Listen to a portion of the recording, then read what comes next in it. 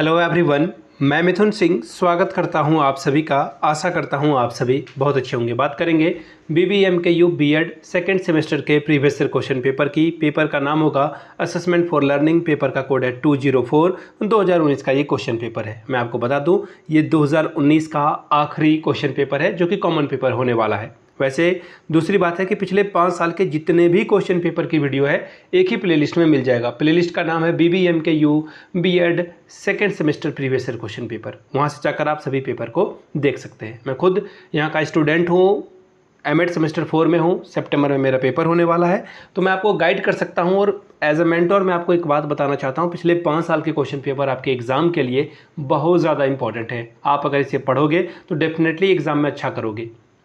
पढ़ने का तरीका मैं आपको बता देता हूँ। पिछले 5 साल के क्वेश्चन पेपर की PDF को प्रिंट कराएं और स्टडी टेबल पे रखकर टाइमर सेट करके, अगर 3 घंटे का पेपर है तो 10 मिनट कम आप रखें, क्योंकि एग्जामिनेशन हॉल में भी ऐसा ही होने वाला है। साथ ही अगर 1.5 घंटे का पेपर है तो वहाँ भी आप जो है 5 से 7 मिनट टाइमर को कम कर सकते हैं। एग्ज़ाम में आपका कोई स्कोर, कोई भी एग्ज़ाम में जो है क्वेश्चन ना छूटेगा, ना ही टाइम की प्रॉब्लम आएगी।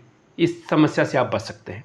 पिछले 5 साल के क्वेश्चन पेपर की PDF आपको 49 रुपये में प्रोवाइड कर दी जाएगी। दूसरी बात, सजेशन 199 रुपये में मिल जाएगा। अभी सजेशन क्या होता है? वेरी वेरी इंपॉर्टेंट क्वेश्चन जो हर एग्जामिनेशन में बार बार फ्रीक्वेंटली पूछे जाते हैं। ये PYQ यानी कि प्रीवियस ईयर क्वेश्चन पेपर पे बेस्ड है। हम लोगों ने 10 साल के क्वेश्चन पेपर को उल्टा पलटा और आपके लिए ये तैयार किया है।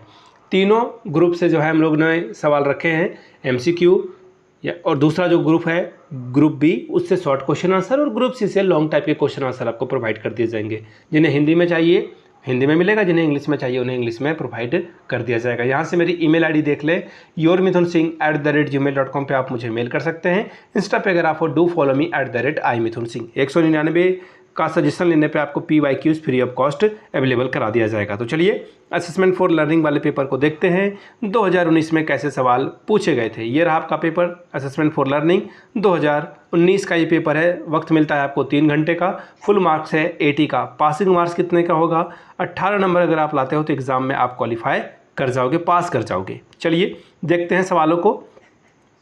ग्रुप A ये रहा, ऑब्जेक्टिव टाइप के सवाल पूछे जाएंगे। कितने? 10। 20 नंबर आपको यहाँ से मिलेगा। क्वेश्चन क्या है देखिए, मीडियन इज, माध्यिका है, क्या है? मैथमेटिक्स एवरेज है, पोजिशनल एवरेज है, न्यूमेरिकल एवरेज है, या फिर इनमें से सभी। ठीक है। क्वेश्चन नंबर B की ओर बढ़ेंगे उससे पहले मैं बता दूं, MCQ के लिए एक अलग से वीडियो बनाऊंगा, और न्यूमेरिकल्स के लिए अगर आपको वीडियो चाहिए तो आप नीचे N लिख दीजिएगा, ताकि मुझे समझ में आ जाए कि न्यूमेरिकल सिखाने के लिए आपको एक वीडियो की जरूरत पड़ेगी। The type of measurement are, मापन के प्रकार हैं। एब्सोल्यूट मेजरमेंट यानी कि निरपेक्ष मान, दूसरा है नॉमिनेटिव मेजरमेंट यानी कि सामान्यीकृत मापन, तीसरा है आइसोपेटिक मेजरमेंट यानी कि स्व मानक मापन, और चौथा है ऑल ऑफ दिस यानी कि इनमें से सभी। तीसरा सवाल, which are the tools of assessment, मूल्यांकन का उपकरण है? ऑब्जर्वेशन, टेस्ट, इंटरव्यू, या फिर इनमें से सभी। अवलोकन करना, परीक्षण करना, साक्षात्कार करना, या इनमें से सभी। ठीक है। अगला सवाल है, characteristics of good norms are, अच्छे मानकों की विशेषताएं होती है क्या? रिसेंसी यानी कि नवीनता, दूसरा है रिप्रेजेंटेटिव यानी कि प्रतिनिधित्वता, तीसरा है रिलेवेंसी यानी कि सार्थकता, या फिर चौथा है ऑल ऑफ दीज यानी कि इनमें से सभी।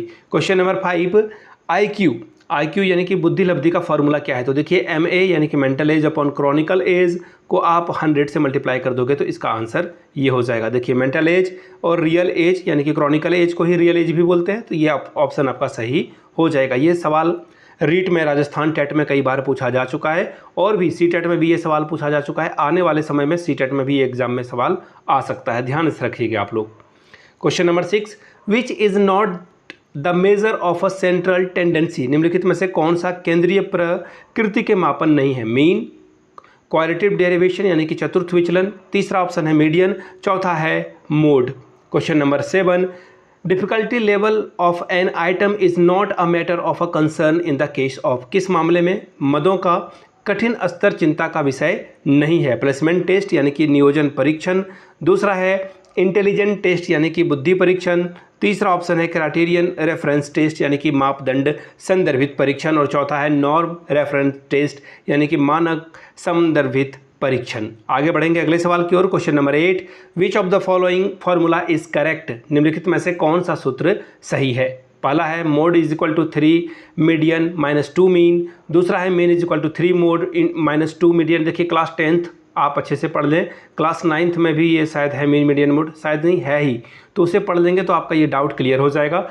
फॉर्मूला बेस्ड ये सवाल यहाँ पर आएंगे। Question number 9, which of the following is the type of evolution, निम्नलिखित में से कौन सा मूल्यांकन के प्रकार है। पहला है फॉर्मेटिव असेसमेंट यानी कि निर्णयात्मक मूल्यांकन। दूसरा ऑप्शन देखिए आपके सामने ये रहा, क्या है, समेटिव असेसमेंट यानी कि योगात्मक मूल्यांकन। तीसरा है डायग्नोस्टिक इवोल्यूशन यानी कि नैदांतिक मूल्यांकन। चौथा है ऑल ऑफ दीज यानी कि इनमें से सभी। क्वेश्चन नंबर 10 आखिरी MCQ, type of evolution tools are, मूल्यांकन पर उपकरण के कितने प्रकार हैं। इंटेलिजेंट टेस्ट यानी कि बुद्धि परीक्षण, एप्टीट्यूड टेस्ट यानी कि अभी क्षमता परीक्षण। तीसरा है रेटिंग स्केल यानी कि निर्धारण मापी, और चौथा है ऑल ऑफ दीज यानी कि इनमें से सभी। ग्रुप बी की बात कर लेते हैं। शॉर्ट टाइप के सवाल पूछे जाएंगे, short question answer.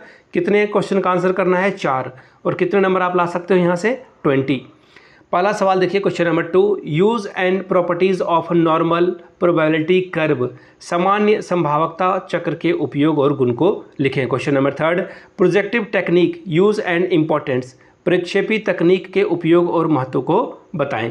Question number 4, give the characteristics of a good test, एक अच्छे मानक की विशेषताओं को लिखें। Question number 5, rating scale need and advantage, निर्धारण मापी की जो आवश्यकता है और कार्य है इसके बारे में आपको डिस्कस करना है। Question number 6, what is internal evolution, give its objectives, आंतरिक मूल्यांकन क्या है, इसके उद्देश्य को बताएं। Question number 7, give the importance of geographical representation of a data, आंकड़ों के बिंदु रेखीय प्रदर्शन का महत्व बताएं। Question number 8, define the reliability and it's important, विश्वसनीयता को परिभाषित करें और इसके महत्व को बताएं।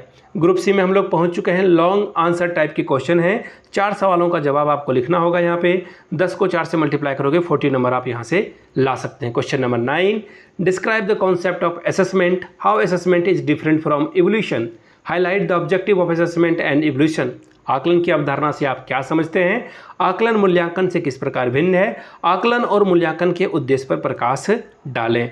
Question number 10, explain the level and scale of educational measurement with suitable examples, शैक्षणिक मापन के स्तरों की उदाहरण सहित व्याख्या करें। क्वेश्चन नंबर 11, क्या बोला गया है देखते हैं, explain the concept need and importance of a continuous and comprehensive evolution. देखिए सतत और व्यापक मूल्यांकन सीसीई की बात की जा रही है, सवाल सीसीई का फुल फॉर्म से भी आ सकता है कि अवधारणा, आवश्यकता और महत्व को बताएं। सतत एवं व्यापक मूल्यांकन की अवधारणा, आवश्यकता और महत्व को बताएं। Question number 12, what are the different techniques of evolution, explain with special reference to observation technique, मूल्यांकन के विभिन्न तकनीक कौन कौन से हैं, अवलोकन तकनीक को ध्यान में रखते हुए इसकी व्याख्या करें। Question number 13, explain the different types of reliability with suitable example, उचित उदाहरणों के द्वारा विभिन्न प्रकार की वैधता का वर्णन करें। Question number 14, explain the concept need and importance of evolution, differentiate between formative and summative evolution in the highlight of its objective, मूल्यांकन की अवधारणा, जरूरत तथा आवश्यकताओं का वर्णन करें। निर्णयात्मक और योगात्मक मूल्यांकन के उद्देश्यों को प्रकाशित करते हुए अंतर स्पष्ट करें। Question number 15, what is standard deviation, compute the standard deviation for the following, मानक विचलन क्या है, डेफिनेशन लिखना है और आपको स्टैंडर्ड डेविएशन निकालने के लिए क्लास इंटरवल और फ्रीक्वेंसी दिया हुआ है, आपको ये निकालना है। मैं आपको बता दूं पिछले 5 साल के क्वेश्चन पेपर की पीडीएफ आपको 49 रुपीज़ में अवेलेबल करा दिया जाएगा। दूसरी बात, सजेशन आपको 199 रुपये में प्रोवाइड कर दिया जाएगा। यहाँ से मेरी ईमेल आईडी देख लें, yourmithunsingh@gmail.com पे आप मुझे मेल कर सकते हैं। इंस्टा पे अगर आप डू फॉलो मी @imithunsingh, बाकी आप मुझे व्हाट्सअप कर सकते हो 7979054474 पे। वीडियो को यहाँ तक देखने के लिए आप सभी का बहुत बहुत शुक्रिया। Have a good day.